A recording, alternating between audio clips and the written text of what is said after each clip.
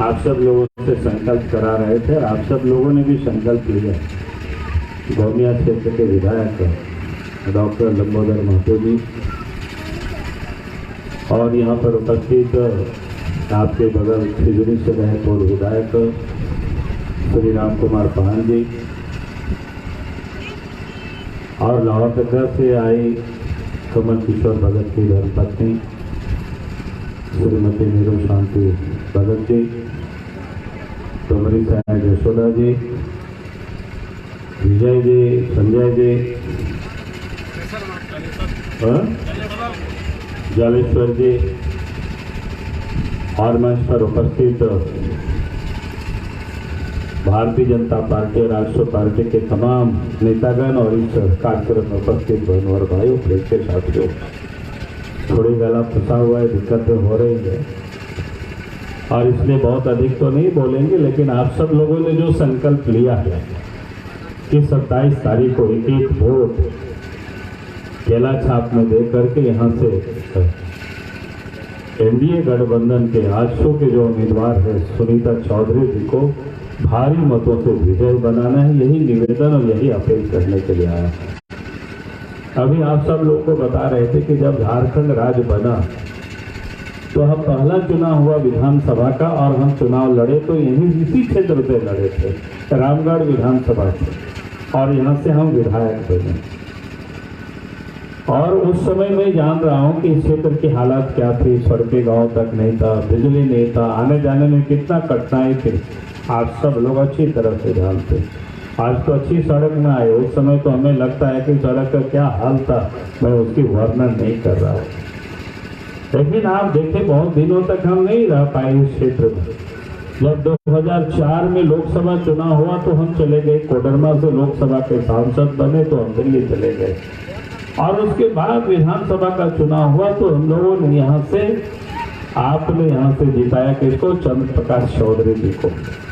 और उस वक्त हमने चंद्र प्रकाश चौधरी जी को कहा था कि हम सब लोग मिलकर कहीं चुनाव लड़ रहे थे, हम लोगों ने कहा था कि भाई आप इस क्षेत्र, क्योंकि पहला मुख्यमंत्री और पहला राज्य में विधायक थे इस क्षेत्र की, तो आप इस क्षेत्र का विकास जरूर करना, गांवों तक सड़क पहुंचे, घरों तक बिजली हो, पानी की व्यवस्था हो, जो बुनियादी चीजें हैं लोगों को वो उपलब्ध कराना। और आज मुझे खुशी है क्योंकि मैं 2 दिनों से इस विधानसभा क्षेत्र में घूम रहा हूँ, मैं देख रहा हूँ कि चंद्र प्रकाश चौधरी जी ने जैसे हमें कहे थे कि उसी प्रकार से गाँव तक सड़कें भी बन गई, बिजली भी पहुंच गया, पीने के पानी की भी व्यवस्था हो रही है। तो इसलिए मैं आप सब लोगों से कह रहा हूं कि जिस व्यक्ति ने इस क्षेत्र का विकास किया है, आप सबके लिए उन्होंने काम किया है, तो निश्चित रूप से इस चुनाव में आप उनको वोट देना है। यही मैं आप सबसे निवेदन करने के लिए आया हूं, यही अपील करने के लिए आया हूं। अब यहाँ से अभी कह रहे थे कि यूपीए गठबंधन के भी प्रत्याशी हैं, कांग्रेस पार्टी के प्रत्याशी हैं, झारखंड मुक्ति मोर्चा का साथ है, तो उनको हम क्यों वोट देंगे? इन लोगों ने कौन सा काम किया? इन लोगों ने ना राज्य बनाया ना विकास का काम किया। आप याद करिए, इस देश में 50-60 वर्षों तक किसकी सरकार रही? देश में कांग्रेस पार्टी की सरकार रही, और उसके बाद भी अलग राज्य नहीं बना। और झारखंड मुक्ति मोर्चा का दोस्ती किसके साथ था? कांग्रेस पार्टी के साथ था। आप सबको पता है ना कि जब नरसिम्हा राव से चाहते तो शिबू सोरेन अलग राज्य को बना सकते थे, लेकिन उन्होंने अलग राज्य नहीं बनाया, बल्कि पैसा लिया और उस कारण से बाद में जेल भी उनको भेज दिया था। आपको पता है ना आप सब लोगों को। तो मैं इसलिए आप सबको ये कहने के लिए आया हूं, आज अगर इस प्रदेश का अलग झारखंड राज्य बना है तो कौन बनाया? एनडीए गठबंधन की सरकार ने बनाया। जब केंद्र में अटल बिहारी वाजपेयी जी के नेतृत्व में सरकार बनी, एनडीए गठबंधन की सरकार बनी, तो झारखंड राज्य भी बना।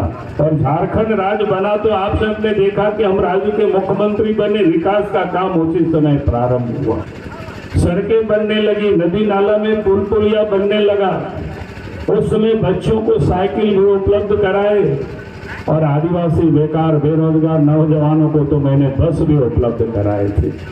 मैं इसलिए आप सब लोगों को ये कह रहा हूं कि इन लोगों ने क्या काम किया? इन लोगों ने तो सिर्फ लूटने का काम किया। जब इस प्रदेश में हेमंत सोरेन के नेतृत्व में सरकार बनी है, इस राज्य को उन्होंने लूटने का काम किया। आज बालू तक कोई लोगों ने नहीं छोड़ा।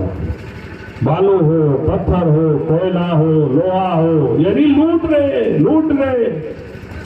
और ये लूट की शुरुआत कब से हुई है? जब इस प्रदेश में 2013 में हेमंत सोरेन जी मुख्यमंत्री बने। बात तो 1932 करते हैं, बात तो झारखंडियों की हित की बात करते हैं बड़े, लेकिन बालू को लूटने के लिए मुंबई और दिल्ली से कौन लेकर के आया? झारखंड में हेमंत सोरेन जी लेकर के आए, कांग्रेस पार्टी वाले लोग लेकर के आए।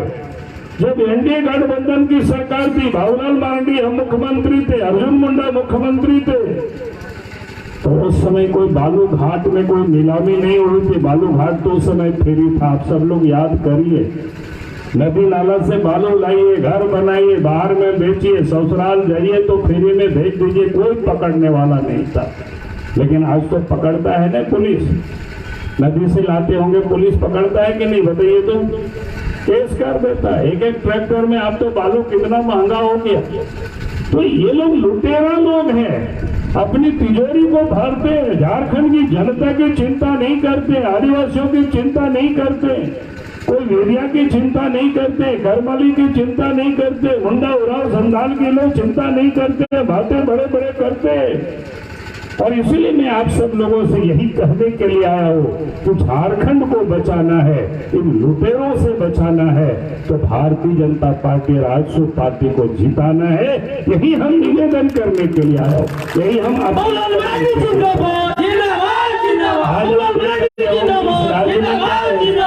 विकास का काम ठप पड़ा हुआ है, भ्रष्टाचार है। आज सरकारी दफ्तरों में जाइए, बिना पैसा से कोई काम नहीं होता है।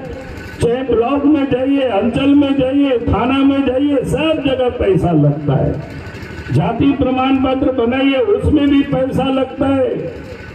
और उनको कहेंगे कि ऊपर शिकायत करेंगे तो वो लोग कहता है कि ऊपर तो हम लोग पहुंचाते हैं। आप सब लोग जैसा टेलीफोन करते हैं ना, 28 दिन में 90 दिन में क्या करते हैं? रिचार्ज करते हैं, या क्या बोलते हैं उसको, टॉपअप बोलते हैं, ऐसा कुछ है। वैसे ही उन पदाधिकारियों को भी मुख्यमंत्री ने सरकार में बैठे हुए लोगों को महीना में रिचार्ज करना पड़ता है, तब वो ब्लॉक में अंचल में पदस्थापित रहते हैं। तो आज ये हालत है। आज इस राज्य में कानून व्यवस्था बिगड़ी हुई है, रोज चोरी डकैती हत्या हो रही है, बहुत बेटियां सुरक्षित नहीं है। जो पुलिस का काम था अपराधियों को पकड़ना, जेल में डालना, आज वो पुलिस क्या करते हैं? पुलिस सबको वसूली में लगा रखे। अब थाने वाले वसूली में लगे हुए, अंचल वाले वसूली में लगे हुए, ब्लॉक वाले वसूली में लगे हुए। बताओ, हमको झूठ बोल रहे क्या? देश के प्रधानमंत्री नरेंद्र मोदी जी गरीबों के लिए अनाज भेजते हैं, राशन भेजते हैं फ्री में, लेकिन वो अनाज भी ठीक से लोगों को नहीं मिल रहा है। यहाँ के मुख्यमंत्री हेमंत सोरेन ने कहा कि ग्रीन कार्ड बना देंगे, हरा कार्ड बना देंगे, गरीबों को अनाज मिलेगा, वो भी नहीं मिल रहा है ठीक से। 5-6 महीनों से बंद पड़ा हुआ है। नौजवानों को ठगा, गरीबों को ठगा, किसानों को ठगा, अरे सबको ठगा, ये किसी का सगा नहीं है। और इसलिए मैं आप सब लोगों से कह रहा हूँ कि इस बार के चुनाव में इस लोगों को बतानी है, जवाब देनी है। हम यही कहने के लिए आया हूँ। इन लोगों ने 3 साल से क्या काम किया? 3 साल में एक भी काम बतावे कि जो किया हो। आज इनके पास बताने के लिए कुछ नहीं है, दिखाने के लिए कुछ नहीं है। और इसलिए वो यात्रा करते हैं। यात्रा तो वो नाकामी को छुपाने के लिए कर रहे, ताकि ये लोगों को पता नहीं चल सके। और इसलिए आप सभी भाई और बहनों से कह रहा हूं कि इन्होंने जो रोजगार की बात की, रोजगार तो दिया नहीं कि आज 3 साल हो गया तो आज भी झारखंड में स्थानीय नियोजन नीति तक नहीं बना पाए।